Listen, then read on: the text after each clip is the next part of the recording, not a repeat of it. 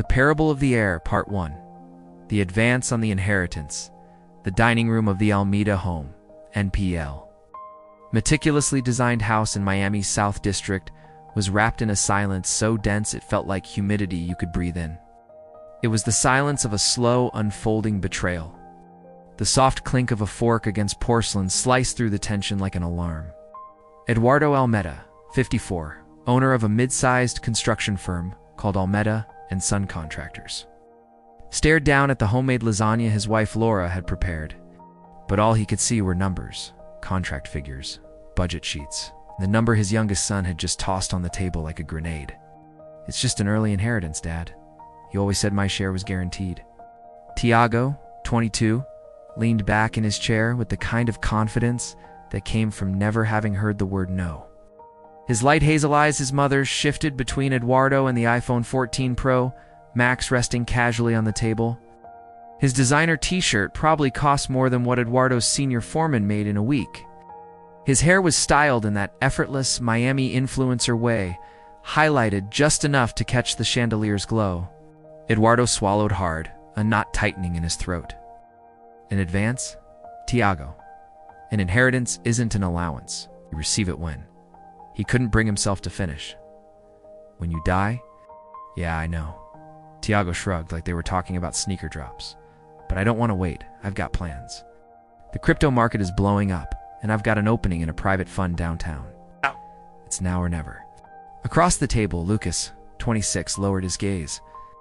His fingers still smudged with ink from ours, reviewing structural plans tightened around his fork.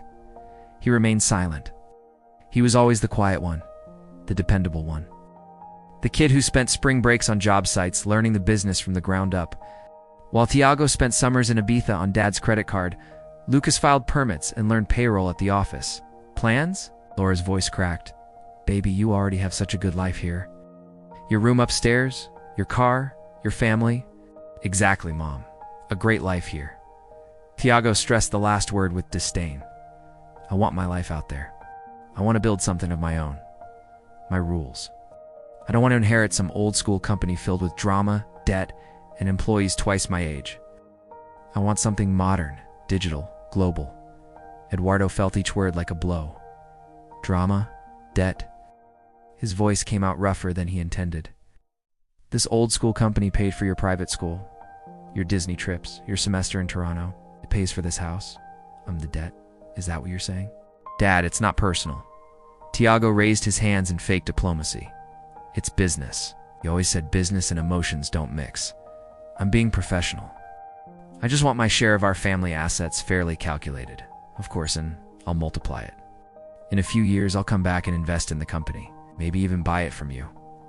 The silence that followed was suffocating. Lucas risked a glance at his father, Eduardo Almeida, man who had built his business from nothing, who had survived market crashes, hurricanes, corrupt city inspectors, and ruthless Miami competition. Suddenly seemed smaller. His shoulders sagged. Once sharp eyes were dull. How much? Eduardo asked finally, his voice sandpapered with exhaustion. Thiago smirked, sensing victory. He opened an app on his phone. I did a conservative estimate. The house value, your company, equity, and your investments. It comes to about $650,000, Laura gasped. Lucas felt his stomach twist. It was nearly 1/3 of everything their father had spent a lifetime building. 650, Eduardo repeated quietly as though testing the weight of it. And what do you leave for me? For your mother? For your brother? I leave the company, the properties, the clients, the legacy. Thiago said the word like it tasted bitter. Once I flip this money, I'll come back and help. You'll see. Eduardo turned toward Lucas, searching for something. Anger, agreement, anything.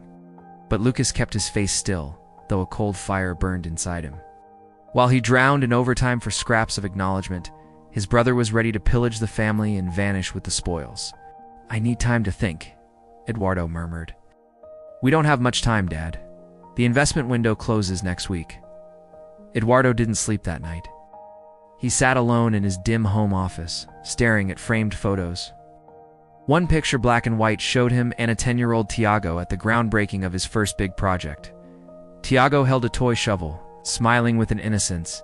Eduardo now realized he missed more than anything. He had given his sons everything: comfort, security, opportunity. But had he also created entitlement? Had he mistaken providing for parenting? Laura stepped into the office, wrapped in a robe, her eyes swollen from crying. "Eduardo, you're not actually considering this, are you? Thiago is just a boy. He doesn't understand what he's asking. He understands perfectly, Laura." Bitterness coated his words. He calculated every cent. He doesn't see a family, sees assets, liquidity, leverage. "And if you say no," she whispered. "He'll leave anyway," Eduardo said, "and he'll hate us. But if you say yes," gets exactly what he wants. The next day, after a tense meeting with his lawyer and accountant, Eduardo called Thiago into the office. "It's going to work out, Dad, you'll see," Thiago said, almost vibrating with excitement. Eduardo signed the papers, some cash transfers, some asset liquidations. His hand shook. Each signature felt like burying something sacred. It's not money, something deeper. Trust, unity, fatherhood. The moment the wire cleared, Thiago gave Eduardo a quick, mechanical hug. "I'll send updates, and don't worry, I'll call all the time." He left that same afternoon. His designer luggage was already packed. He sold the sports car Eduardo bought him for liquidity, ordered an Uber to Miami International Airport, and vanished. Laura cried softly. Lucas held her, though his expression was carved from stone. Eduardo shut himself in his office and finally let the tears fall. Hot, heavy, relentless. They cleansed his face, but not the wound. A son who preferred money to his father's presence, the world to his own home. The days that followed felt like walking underwater. Eduardo visited work sites, but his heart wasn't there. He watched his workers' men hustling to support their families and felt a sting of envy. Their kids respected them. He saw him as an ATM. Lucas buried himself in work. He took on responsibilities that weren't his. Stayed late into the night, filling the void Thiago left. Meanwhile, Thiago's Instagram exploded with photos. First-class flights, yacht parties in Mykonos. Champagne bottles worth thousands. Hashtags like hashtag living my best life and hashtag no limits. Eduardo stared at them in the dark. It wasn't jealousy, it was grief. A slow burial of the hope that his son would return.